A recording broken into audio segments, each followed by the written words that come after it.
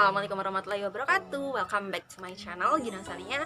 Nah, di video kali ini aku mau ngucapin permohonan maaf dulu karena beberapa minggu kemarin aku nggak nyapa teman-teman semua, dan karena beberapa juga ada yang ngechat kayak Gina kapan up di YouTube lagi. Nah, kali ini aku baru sempat mohon maaf karena beberapa hari kemarin bener-bener sibuk urusan kuliah. Nah, sesuai dengan janji aku di tanggal 5 Juni kalau nggak salah, aku udah bikin Q&A, siapapun boleh tanya. Nah, hari ini aku bakal ngebahas dan ngejawab semua dari Q&A yang teman-teman kirim.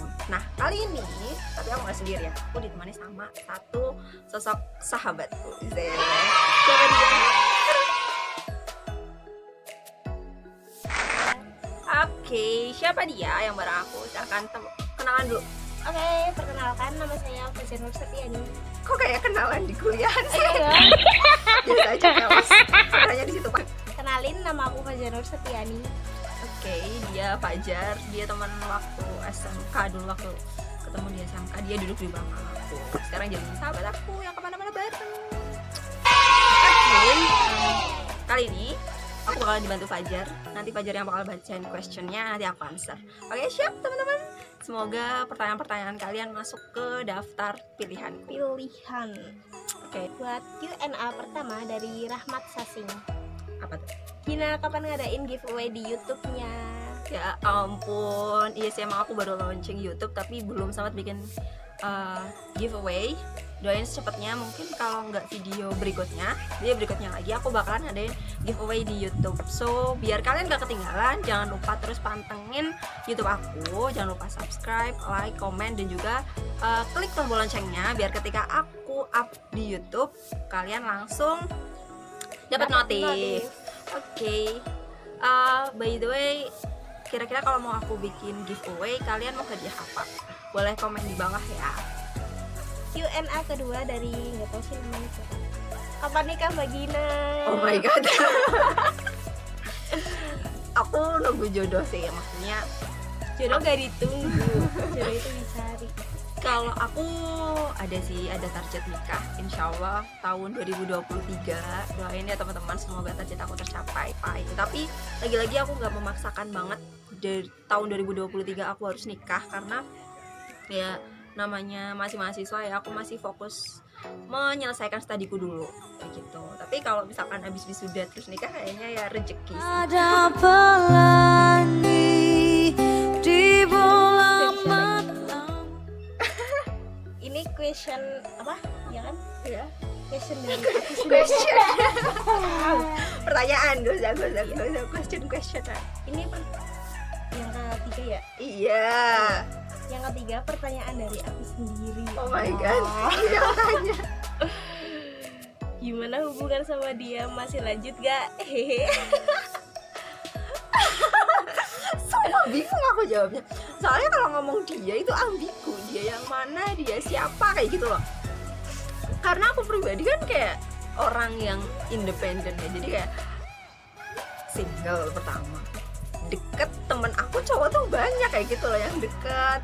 Tapi deket di sini tuh aku ya teman kayak gitu. Kalau ngomongin hubungan sama mereka lanjut apa enggak, ya lanjut sebagai teman kayak gitu. Udahlah kayak gitu aja, gak mau dibahas terlalu lanjut. Oke, yang keempat dari Rizal. Udah berkeluarga belum nih? Aku tuh bingung gitu. Padahal aku sering upload kalau aku tuh jomblo kayak gitu, tapi kok masih ada yang ngira udah berkeluarga belum, udah nikah belum. Aku tanya setua itu muka aku ya. Nanti aku sensor. Oke. Udah berkeluarga apa belum? Jelas aku belum, masih fokus tadi. Cuma kenapa dia tanya kayak gitu? Karena tuh gini, beberapa orang-orang jahil di Facebook kan sering ngechat nggak penting, dan aku tuh sering ngomong gimana ya, pokoknya nggak usah ganggu lagi kayak gitu. Aku suaminya kayak gitu. Kadang aku memang sering sandiwara kayak gitu Biar nggak dikira jomblo. enggak gitu, ternyata biar aku nggak diganggu. Soalnya kalau orang-orang yang dapat nomor aku dari Facebook tuh kadang mereka itu apa ya, mereka itu mengganggu banget gitu. Maksudnya mengganggu di situ kayak ngegoda ini terus sebagainya. Sedangkan aku tipe orang yang nggak suka dirayu-rayu. Jadi sering kali aku ngomong, saya sudah nikah, sudah punya anak kayak Tapi sebenarnya aku belum masih semester 2, masih fokus tadi. Oke. Pertanyaan yang kelima dari Fenty. Oke. Seberapa penting sih kata tenang bagi Mbak Gina? Seberapa penting kata tenang bagi aku? Penting banget. Kenapa? Karena kalau kita nggak tenang, kita tuh nggak bisa ngelakuin apapun selama seharian, seminggu, setahun dan sebagainya. Karena kunci biar aku bisa ngelakuin satu hal itu, hati aku harus tenang dulu. Aku pernah atau sering kadang-kala kalau tugas nih deadline banyak banget, aku tuh ngerasa pikiranku panas, hatiku nggak tenang. Itu tuh benar-benar mengganggu aku, nggak bisa ngerjain banyak hal. So aku punya tips buat teman-teman yang kadang ngerasa sering nggak tenang, gelisah gitu. Di luar sholat ya, karena tentu obat tenang yang pertama jelas sholat, baca Quran kayak gitu. Tapi satu tips yang di luar itu menurut aku, teman-teman ambil sedikit waktu di sehari itu, entah 5 menit, 10 menit atau seperempat jam untuk me time. Teman-teman bisa sambil minum kopi, sambil atau pakai face mask, terus rebahan kayak gitu. Itu benar-benar membuat pikiran fresh. Atau teman-teman juga bisa sambil meditasi. Tahu nggak meditasi? Jadi meditasi itu teman-teman bersila kayak gini ya. Terus Bersila sambil baca mantra.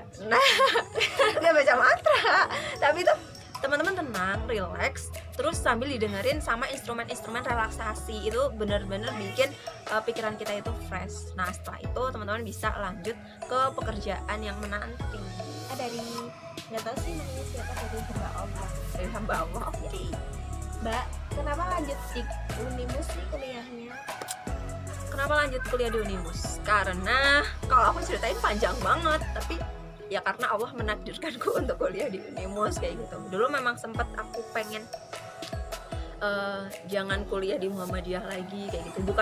Bukan bermaksud apa-apa, cuma aku pengen mencoba suasana baru. Tapi qadarullah Allah menakdirkan aku untuk ketemu di Muhammadiyah lagi, di Unimus. Tapi aku bersyukur meskipun Unimus bukan target pertama aku, tapi setidaknya setelah aku kuliah di Unimus ternyata banyak hal yang aku dapat yang tidak aku sangka sebelumnya kayak gitu. Jadi dimanapun kita kuliah, dimanapun kita belajar, dimanapun kita kerja, kan semuanya tergantung diri kita sendiri ya. Jadi kayak lingkungan itu hanya punya persentase sekian persen pengaruhnya buat kesuksesan kita, untuk diri kita. Jadi kembali lagi ke diri kamu, diri aku, dan diri kita semua gitu.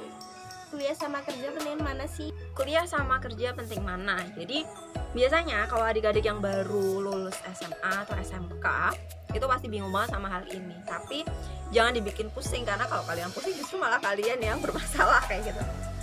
Kuliah sama kerja dua-duanya penting, tergantung kalian prospeknya mau apa. Kalau kalian prospeknya penghasilan, ya kalian kerja. Tapi kalau kalian prospeknya wawasan, kemudian relasi, pengalaman, itu lebih ke kuliah sih menurut aku. Tapi kalau misalkan prospek kalian dua-duanya, ya kalian kuliah sambil kerja aja. Banyak kok sekarang anak-anak yang kuliah dan kerja buat membiayai ya biaya kuliahnya itu. Jadi nggak usah mikir biaya susah, karena zaman sekarang tuh banyak banget beasiswa, banyak banget pekerjaan part time yang bisa ngebantu biaya kuliah kita gitu.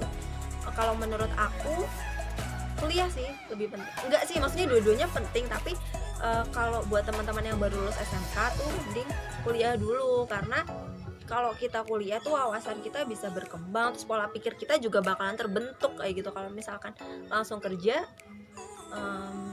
presentasinya kecil sih, tapi aku nggak bilang nggak mungkin, tapi presentasinya kecil. Kalau kuliah tuh lebih luas apanya. Dari Destri Rahmadani. Apa nih? Aku deg-degan. Deg-degan ya. Tips buat nggak dideketin fuckboy mulu gimana nih? Kamu tanya sama jomblo. Jadi sepemahaman aku aja ya, karena aku memang jomblo. Ya Allah, Jomblo fisabilillah, jomblo. jangan jomblo dari single. Jadi tips buat nggak dideketin fuckboy. Jadi kalau menurut aku, sesuatu itu terjadi karena ada penyebabnya. So kalau kamu nggak pengen dideketin fuckboy, kamu jangan jadi fuckgirl kayak gitu kan. Makasih Bu. Ya makasih. Gitu, semoga membantu ya. Banyak-banyakin doa, istighfar. Mereka itu kan wujud-wujud syaitan yang nyata. bulan setan yang terbaik. Oke, next dari Salsa. Oke, tips biar nggak mager gimana nih? Salsa, tips biar gak mager. Kalau aku, kita ingat lagi kenapa kita harus bergerak. Kalau kita nggak harus bergerak ya nggak apa-apa, kita mager dong kayak gitu. Tapi kalau kita punya sesuatu yang mengharuskan kita bergerak, kita pasti bergerak semager apapun. Kayak misalnya nih, aku ingat-ingat lagi nih, kenapa aku harus rajin belajar, kenapa aku harus bisnis ini dan sebagainya. Oh ternyata karena ada orang tua yang harus aku bahagiakan, karena ada orang tua yang sudah cukup susah untuk menghidupi aku. Sekarang saatnya aku yang membahagiakan mereka. Jadi kalau aku mager tuh, aku langsung nginget nih impian aku harus nginget macan kenapa aku harus bergerak, aku ingat lagi orang tua dan sebagainya. So aku bakalan ngelakuin apa aja biar impian itu tercapai kayak gitu. Nah tips yang lainnya biar nggak mager tuh kamu bikin to do list. To do list itu semacam list pekerjaan yang akan kamu laksanakan di kemudian. Kayak misalkan malam-malam nih kamu lagi gabut nggak ngapa-ngapain, nah kamu bikin to do list nih, besok aku mau ngapain aja, mulai dari bangun tidur, sholat subuh misalnya, sholat tahajud, kemudian dilanjut tadarus, setelah itu bersih-bersih rumah, kemudian ngerjain tugas, kemudian scroll medsos cukup 5 menit kayak gitu. Atau setelah itu pokoknya semua pekerjaan yang kamu anggap produktif kamu tulis dan kamu listkan. Nah besoknya kamu lakuin apa yang udah kamu kerjakan. Aku udah bikin to do list tapi aku males kayak gitu biasanya. Jadi kalau menurut aku tuh kita harus tegas sama diri kita sendiri. Kalau misalnya kita udah bikin to do list tapi kita nggak ngelakuin hal itu, so kalian harus tegas. Jadi kalau misalkan kalian melakukan suatu pencapaian, kalian kasih nih reward ke diri sendiri, bisa beli es krim atau mungkin refreshing, jalan-jalan atau apa.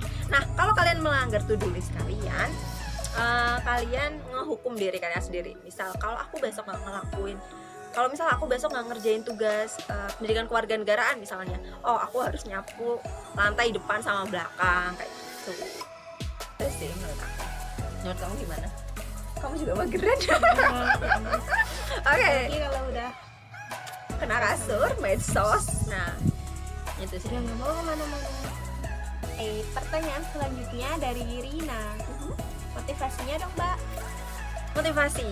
Oke, kalau aku pribadi, kamu nggak perlu jauh-jauh cari motivasi ke orang lain, karena motivasi terbesar itu ada di diri kamu sendiri. Kenapa kamu harus melakukan suatu hal kayak gitu? Karena menurut aku, sebanyak apapun kita nonton video motivasi, kita baca buku-buku motivasi, kalau kita nggak mau bergerak, ya zong nihil kayak gitu. Aku pernah baca satu quotes tentang motivasi juga kayak gini. Jangan menunggu motivasi baru kamu bergerak, tapi bergeraklah maka kamu akan termotivasi. Nah dari kata-kata ini tuh bikin aku ngerasa, oh iya ya, kalau kita udah baca quotes berkali-kali, beribu-ribu, bukunya banyak banget isinya quotes motivasi, tapi kalau kita nggak mau bergerak ya sama aja. So menurut aku kalau mau memulai sesuatu, mulai aja, beranikan diri, setelah itu pasti kalian akan termotivasi, percaya deh. Oke, thank you. Sekian dulu Q&A part 1 dari aku. Mungkin aku bakalan bikin part 2-nya karena ada beberapa yang belum terjawab. So, buat teman-teman yang belum terjawab, mohon bersabar. Nanti insya Allah aku jawab di part keduanya. Oke, sekian. Sampai jumpa di vlog atau video aku selanjutnya. Semoga teman-teman suka. Jangan lupa like, comment, share, dan subscribe. Nah, aktifin juga tombol loncengnya, jangan lupa. So, thank you and see you. Bye-bye. Wassalamualaikum warahmatullahi wabarakatuh.